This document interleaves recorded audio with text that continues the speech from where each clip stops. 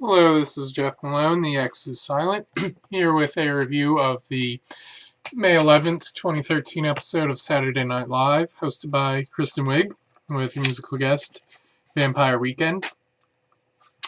Not quite any great sketches from this episode, but some good ones. We had Aw Nuts, Mom's a Ghost, in which Disney Channel's latest sitcom, in which mom went on a business trip to South Korea, had an affair, and the businessman who she had an affair with drowned her so that she wouldn't say anything, and then she became a Korean water ghost. So it's a great, hilarious new Disney sitcom about a normal family, but not quite normal. Seth was pretty good. He got some good jokes on there. Probably his best joke of all season, and one of the best jokes of his career as Weekend Update anchor, being, a new study says that the most stressful number of children for a mom to have is 3, especially if she had 4 when she left the house. So, that was a winner right there. The secondhand news, that's always going to at least be good. I think my favorite secondhand news story was probably about Ben Gazzara losing his hearing, and I think that one came courtesy of Cinnabon Jovi. So that was nice. And of course, I've got to mention that I would totally go see The Great Gonzo, directed by Boz Scaggs, on opening weekend, and I've seen a lot of people online mentioning that they feel the same way. The acupuncture sketch was pretty good. And it wasn't just a gross out sight gag. That's mostly what it was, but they were rather clever with it and how it amplified and, very nicely choreographed.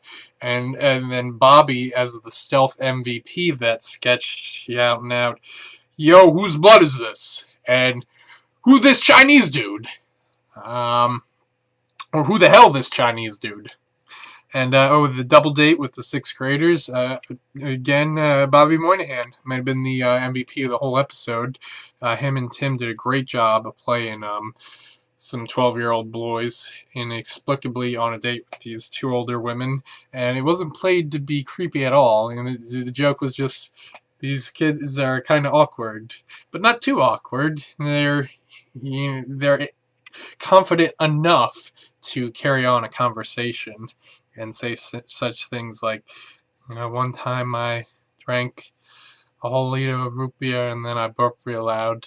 And so, yeah, that sketch inspired my brother to think about the appearances that Bobby Moynihan has made on Comedy Bang Bang podcast, in which he has played an orphan child who was he'd been living on his own for a few years. He plays children roles really, really well. Some mediocre. The Benghazi hearing cold opening was an interesting idea because, yes, SNL goes to the political well and has C-SPAN sketches quite often, but this one featured senators and representatives that I would say the vast majority of Americans are not familiar with, and it was just, I'm like, hey, who is this sketch aimed at? But it didn't quite work out. It was an interesting idea. Anyway, Kristen's monologue, it was also interesting, because, she was being herself, instead of just going, "Hey, remember all my characters," which was nice. We don't often see her as herself, but it wasn't, it just, nothing really came together. There were a few moments. My Rudolph's pregnant again. 1-800-Flowers commercial. It's probably only in the mediocre section of my review because there was no point for it to be a 1-800-Flowers commercial or a commercial for anything really. But I mean, there were some funny parts. Like, what's the name of that store that giant mattress sales mattress? Well, the owner hanged himself. And your father and I watch porn. And, so some funny lines, but Anyway, if you want to put that sketch in your good category, you won't see me complaining too much about that decision. Garth and Kat was they go in the mediocre, even though I love them. They just didn't really do anything new there. Target has always been mediocre. The Target Greatland sketches, in my estimation, and remain so. You know, at least they don't really get worse, but never really expected anything out of them. And the classy, sexy elegance, the compilation of songs by like housewives that you'd see on a Bravo reality show. Sounded like a funny idea. Then it just like, yeah, bleh. This hurts my ears and my eyes. And then the bad. It pains me to say this. The Californian sketch was bad. And it just... There's nothing to do after the first one. This is only the 5th time they've done that sketch. That's not a lot for a recurring SNL sketch. And it feels like the 100th time. But I loved it the first time.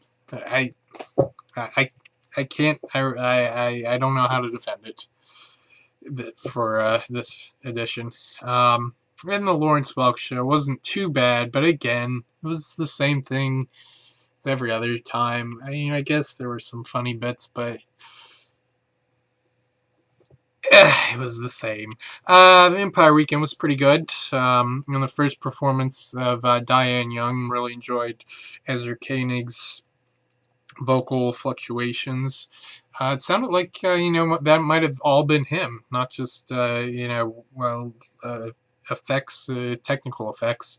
There's probably some effects in there, but I wouldn't be surprised either way.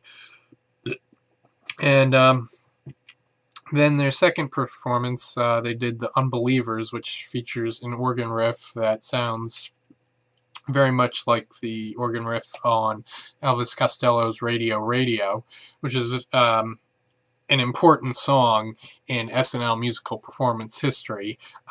Check out the Wikipedia page for that song to see what I'm talking about. He performed it on a show in 1977, I think, 77 or 78.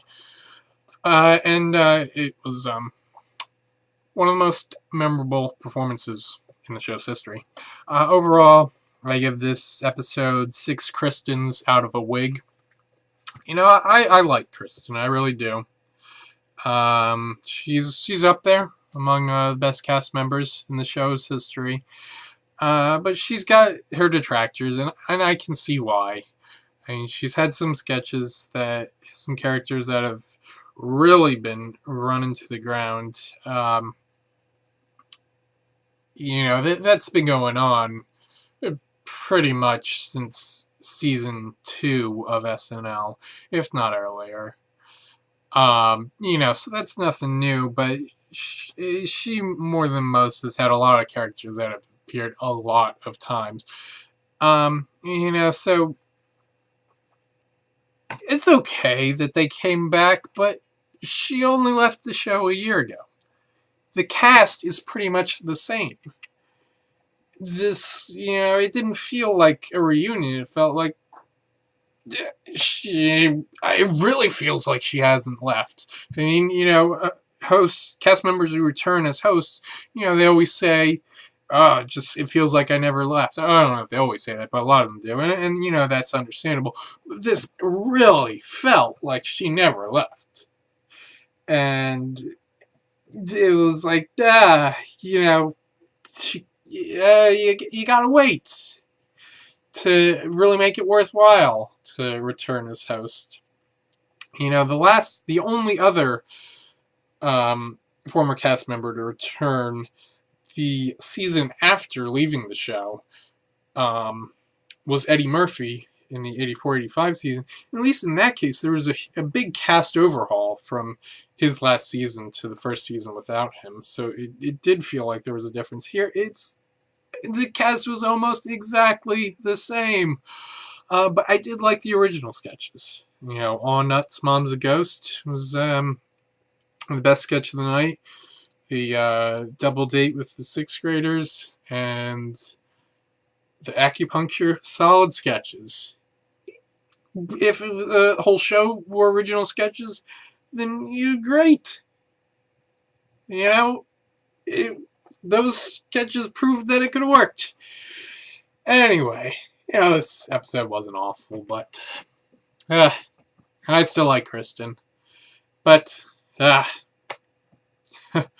anyway, we got the season finale coming up this coming Saturday with Ben Affleck. It's number 5, and Kanye West. Is that number 5 for him, or is it number 4? I'll have to check on that one. Yeah, that's the season finale, so I'll see you then, and